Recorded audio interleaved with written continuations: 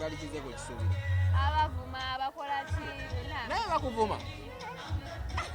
Eh? No, like really, nga bakuvuma obakoze. Baba n'ensonga. Sinti buli omu abajja kwagala. No, kiki basinga okuvumako kyo n'ogaalo. Kize sina tebali kinnuma kuba omuntu akuvuma n'ebitali ku mubiri gwo n'ebitakwatako n'abikuvumira.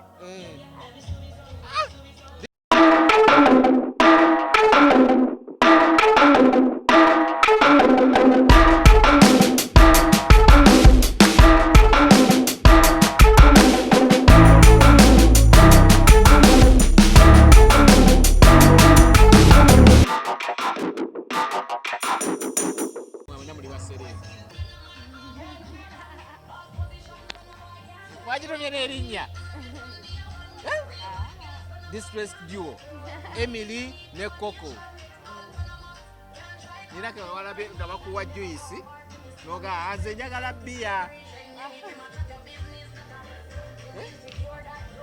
Does that contribute on your content gw'oteekayo n'akuwa ebintu ebyokola?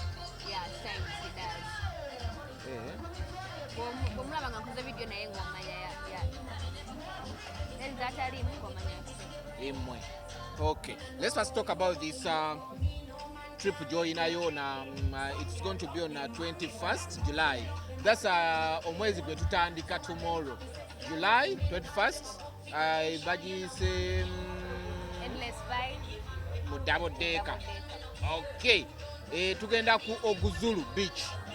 So ko jinyonyola abantu, let people know about this trip. Ebintu ebirimu ebyakabi ebyenjawulo ku trips enazibadde and the reason why they should come. Yeah, it is a trip. We're gonna be to Oguzulu Beach. It is in Mukono, Katosi. Man, it's my first time ever, guys. Please. It's only 50,000. Okay. If you're booking the ticket, it is only 10,000. Okay. If you want to book a ticket, I'm going to give you the number. Book Bambi. Manya iberayo swimming, volleyball, sacrosing, color fest. Just come and have fun with me, man. Tusimbula wa? Tusimbula ku Oryx. Okay. Elugogo. Sawa meka? Anai.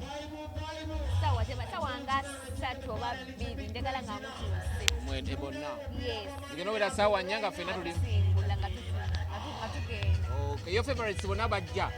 Hey, my favorites. Nga Emiely. Aivo official. Sure. Posha. Sure. What should I say? Kazije. Obo just omanyikwa. There's nothing special about it because TikTok evao. It's an app. Okay. So did you one day? Step money. So there's nothing special about TikTok. So TikTokers should know that because abantu abasinga balabye these days ba TikTokers mweyita aba Celeb. Mutuka mu kifo mwagala special treatment. Toyagala kola balabye bakola temugondera amateeka. Yeah, batagondera naye nze ngoda. Facebook, TikTok. Bona ba TikTok bona kasopala simiyo. Nanga omba TikTok. Kati ate okomyewo. Komyewo. Ati kati kitukula nsobaleetera ebizibu mugenda mu bifo ne mulowooza nti muli special. Incident sigenda okuwa eyawini wa mami walabye yamutuuseeko. Abamu ne bamusonyu, abamu ne bamuwulirirako bubi. Nageza okulaba abamu mudanso mukola mu challenge. Muwoza justice owini wa mami naye ng'ate mukola ekizinaffe tetubuuza. That's why I'm putting my kind of that's why you say justice. They didn't say anything, but you but it's not the first time nga TikTokers nga bagwa mu bintu webityo. Yeah, bali violent abagala akavuyo. Yeah, bali gakuba batabera mu kavuyo. Lwaki temukolayo ko gundi yammwe ne mubulirira ku bantu bano kuba buli omwana abala bajja kulowooza mulowooza muli ba TikToker. Nammwe mugendere mu olutalo babakube. Mugenda okukubwa. Buli omu wawe baba mubuulirira. Mama ote yakubuulirira. Yambuulirira. Nawange yambuulirira. Kati kiba ku muntu. Kana onangu etagenda kubiseninga ne onamugamba. Kyomuleeta. Amaachi kunamuzibu n'amanya nti kyakola kikyangu. Amanya zikigobawa abo batiktokers abalowooza nti for us we beyond kati tuli ba celebrity. Amagezi ge mbawo ekyokukola bakimanyi. Just a week eno yennyini gye tubaddemu we seeing one of the tiktokers that's Winnie Wamami avaayo akola live. By the way kyanyiza nawo ne bagamba bakuba batya n'olowooza n'okuteeka filter mu live n'ogoyinga live. Kyataddemu filter.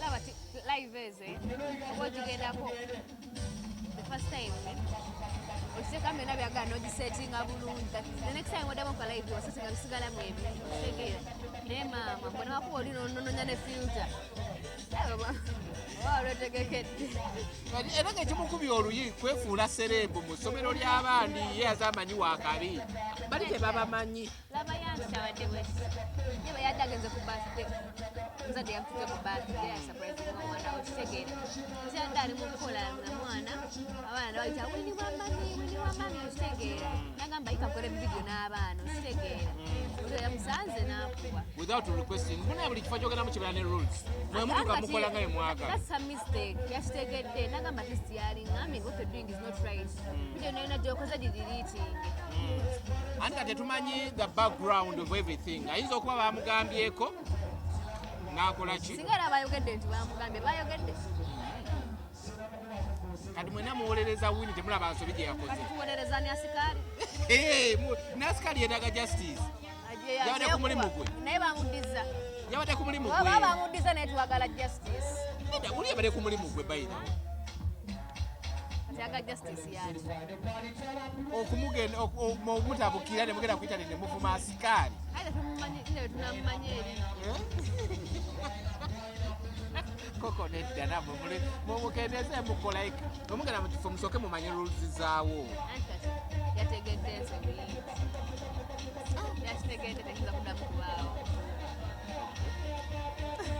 naye ng'ekintu ekyo kyewajjamu okimanyi nti kisuula mu buzibu kyokuba famous oli ayinza okwagala okukolerako erinnya ekyo kirowoozaako dadi yabikunyonyola mudakawo ne dadi ne munyumya ku why the direction you taking yogera aŋŋamba what I'm supposed to do ne besiina kukola and I listen what I'm not supposed to do mulimu ebyabavubuka mulimu ebyabavubuka okukwanakwana beegendereze ng'ozeka ekyakikuutira nnyo ani ze nganze nina olugezigezi gwakugamba ng'ogamba oti taŋŋamba kuba akimanyi ndimwegendereza nnyo bane bayiti akimanyi nti olina olugezigezi Coco so kyensinga nnyo okwagala okumanya mu kumubira ebintu byonna it's about your safety and okuba nti nno abantu bakwagadde and yet the dad also celebrity awo tewaliwo kashadow kowulira ti no wandibadde oduka ku speedi nene naye bakulabira mu kifaananyi kya taatawo waliwo tayagala tumbuka waliwo tayagala tumbuka kusingako kale nandyagadde naye singa kyakikolera my dad I'm so proud of him sikiri kitanawo gyali akoze n'owulya n'ogamba naye nedda n'owulya nga nogamba neno teyandigikoze agala kitagikola zonna alina zizikola waliwo sikiti y'ebbeere wagirabako omukazi yakunagamba omukazi agamba mumuleke wagiraba wawulira otya ng'olabye sikiti mwali muki omukazi sisi nti ebbeere yalirirabika gali munda naye baba mwagala okuliyiriza nodde ewaka n'olaba ntuka naye taata leero sente zavudde wala ate mwagala nyirire kati sente agenda zijja wakazinga atabikola sikiti kye yakuleeta gyogamba nti neyakuleeta Salina skit video. I used to make skits with him. But I went to Muwala. One day I was from school and but I call him video now. Now Nagama just then it was in the evening around like 6. I went to bed and slept. I woke up in the morning. I had I think I had 900 followers. Just one video. No, like before the video. So in one night I had 20k. What? Amooti has a daughter like this. I didn't know. And a video. Okay, I don't use this chance. So no like can I go on biki with this cause we are watching about. I didn't talk about that because I don't know.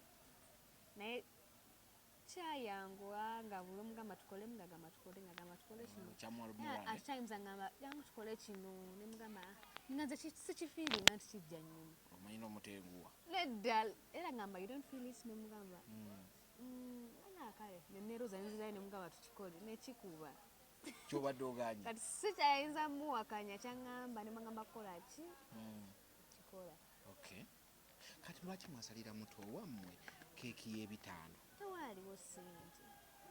Coco olinamu olimba wali tosobola kubulwa kugundi ku influence joina omuntu abawaayo keeki ennene ne mundiro mane musalira keeki y'ebitaano ntikako nomusubba waguno gwe bakozesa mu nnyumba. Tewaliwo ssente. Ate tutamugamba tumutwale out endayo mwana n'agamba nedda nze njagala keeki. Kommwe. Budget yagwera mu 2025. Nga mugase gwe taata mukulu wo anti kwaliko keeki yali ya 1000. Yali ya 10? Okay. Ne soda yali wa 1000. Ne ka biscuit ka 5. Mumaliza kamikoze biscuit. Yali sikiti. Kwakwata mukolo. Ati but Gwali mukolo. Kakati waddayo ye naabira bako muto wamwe ata lumulyaya abalowoleza ki kana ali mutera wanakula jabira bagambe ne bannaye kwa ekyo kyali tekyamusanyira yasanyuka nnyo nga tumukoledde weeba tamanyi ne wanamanyi ali balakula. Your connection with the other TikTokers because wakola your following wajifunanga you solo with your dad. Then you decided to join other TikTokers to mungire. Is it progressing? Are you benefiting from it? Yeah, a lot. How like people need because Abamba is close and Magama, but you could be a duo with the dad. You don't need these other people. And my dad, he's a comedian. I'm not a comedian.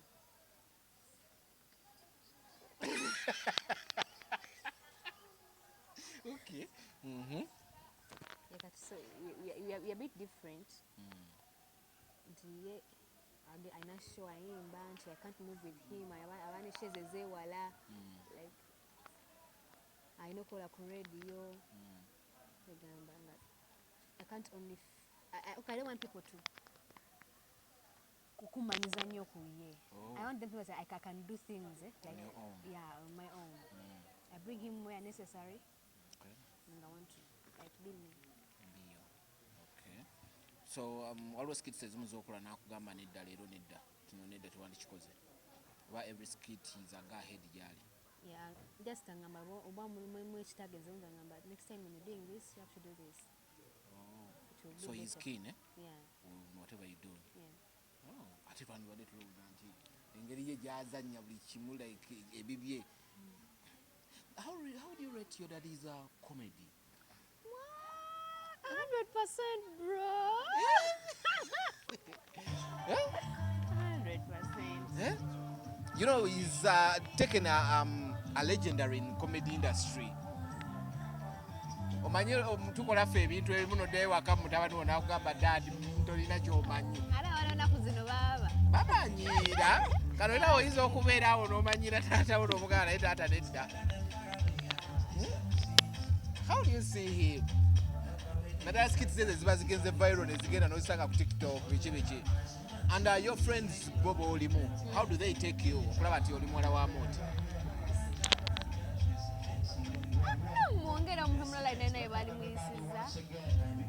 Let me say, okay, back then in Musomero. That's so kuchalira.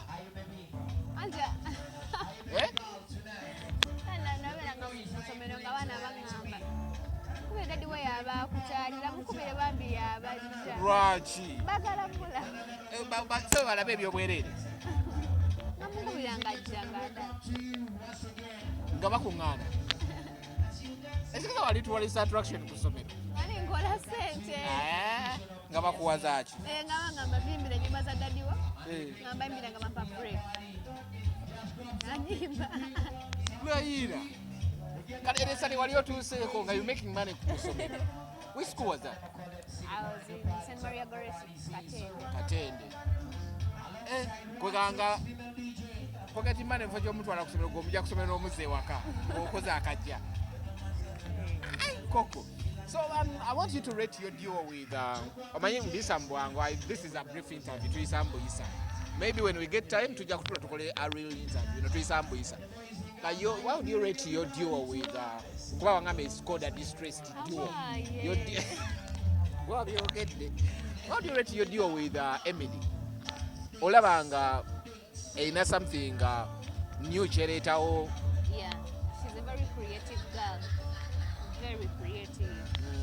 Taleka gwongo kuwumula abalowooza ki kitagenda feeding abantu. Okay. And I want people like that. Abalina kyanyongerako, we need each other. Okay. Yeah, and we have the same tastes like ebifo ebisinga. Kumbalina nga oluyimba lunyumira naye lumunyumira. Nolaba kavideo nogamba kantu kali katuddemu ka sound nagamba kiti katulamu ne kakuba. Nga luno olw'enkoko mpome lw'enkoko. I was like, then the photo shoot you guys took nga omutudde waggulu nga ye yeebase. You know, I'm following by the way. The photo shoot gye mwatudde, the recent photo shoot. Yeah. Nga omutudde waggulu nga we were like then photographer wa meet photos. Jovan. Then nendaba endala then nga mugenze kadina. Mama mwane mwetute out.